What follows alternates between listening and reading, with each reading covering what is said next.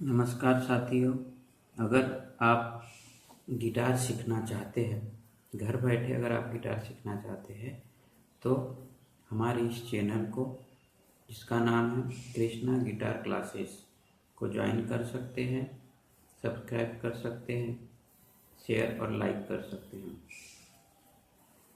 आज के इस सीरीज में हम सीखेंगे गिटार के मेन पार्ट्स, कौन कौन से पार्ट्स हैं, इन पार्ट्स का नाम क्या है और इन पार्ट्स के अलग अलग फंक्शन क्या है, मतलब काम क्या है।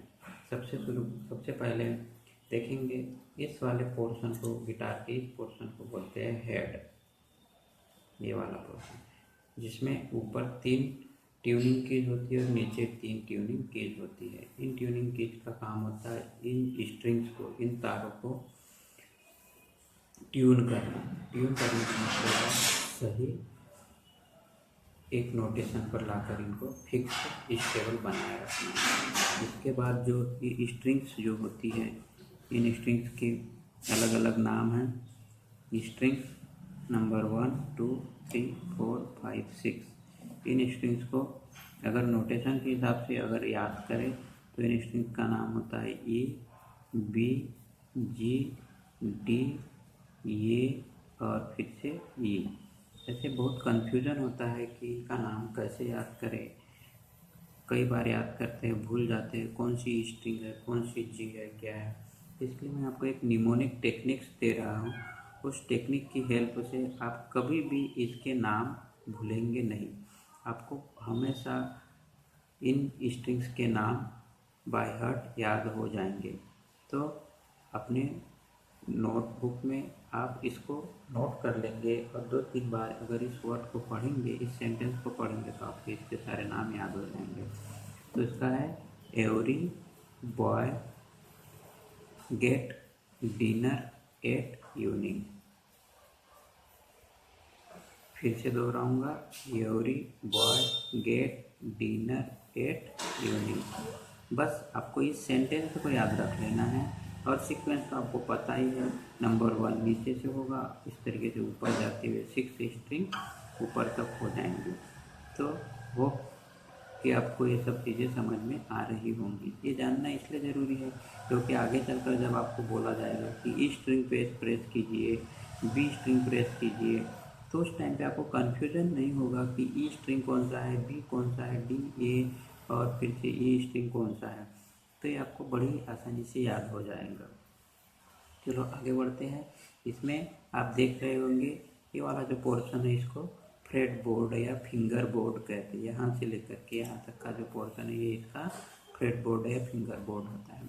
इसके ऊपर ये बार से जो बने हुए हैं, इन बार्स को बोलते हैं फ्रेट। जब भी आपको बोला जाएगा number 1 freight, 2 freight, 3rd freight, तो इस तरीके से इनकी नंबरिंग की गई है। तो ये फ्रेट आपको सीक्वेंस में, नंबर में जस्ट आपको ध्यान में रखना है कि नंबर 1 फ्रेट ये है, 2 ये है, 3 जैसे सीक्वेंस है ऐसे। इसमें याद करने का कोई उतना वो नहीं है, जैसा सीक्वेंस है ऐसे ही आपको याद करना है। बस ध्यान आपको ये रखना है कि जब कभी भी आपको स्ट्रिंग को प्रेस करने के लिए कहा जाएगा तो आपको स्ट्रिंग को इन दोनों मेटल के बार के बीच में प्रेस करना है, तभी आपकी स्ट्रिंग का साउंड आएगा, अदरवाइज साउंड नहीं आएगा। कभी भी मेटल के पोर्शन के ऊपर प्रेस नहीं करेंगे। जब भी आपको कहा जाएगा तो आपको इस दोनों मेटल के बीच में ही प्रेस करना है, तभी आपकी स्ट्रिंग का साउंड आएगा इस तरीके से। समझ गए?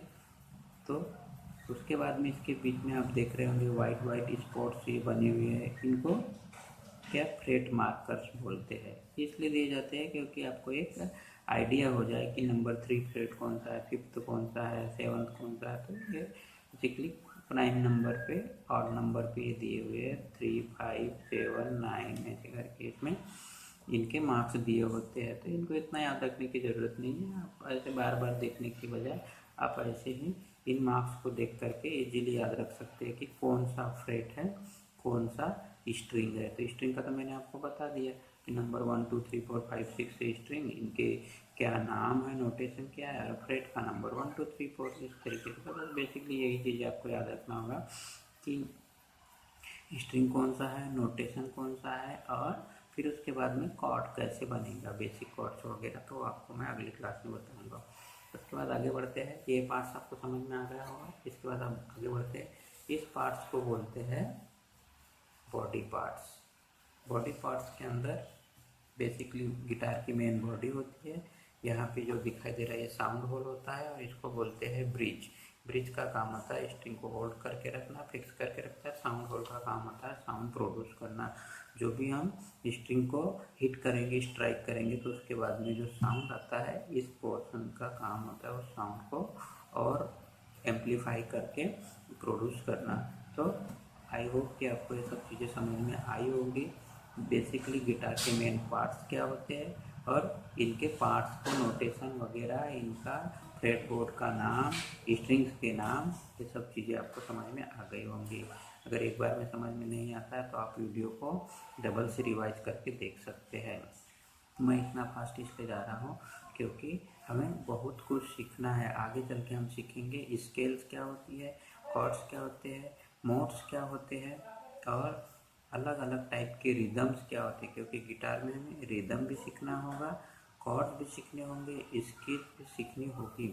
इन सब का कॉम्बिनेशन करके जब हम बजाएंगे तो एक सुंदर सा मेलोडिक सॉन्ग बजेगा। तो इन सब चीज़ों को सीखने के लिए काफ़ी टाइम लग जाता है। अगर आप जल्दी से पिकअप करेंगे तो जल्दी जल्दी हम इन क्लासेस को रेगुलरली लेके आएंगे और आप जल्दी से घर बैठे गिटार सीख सकते हैं। Thank you so much for watching.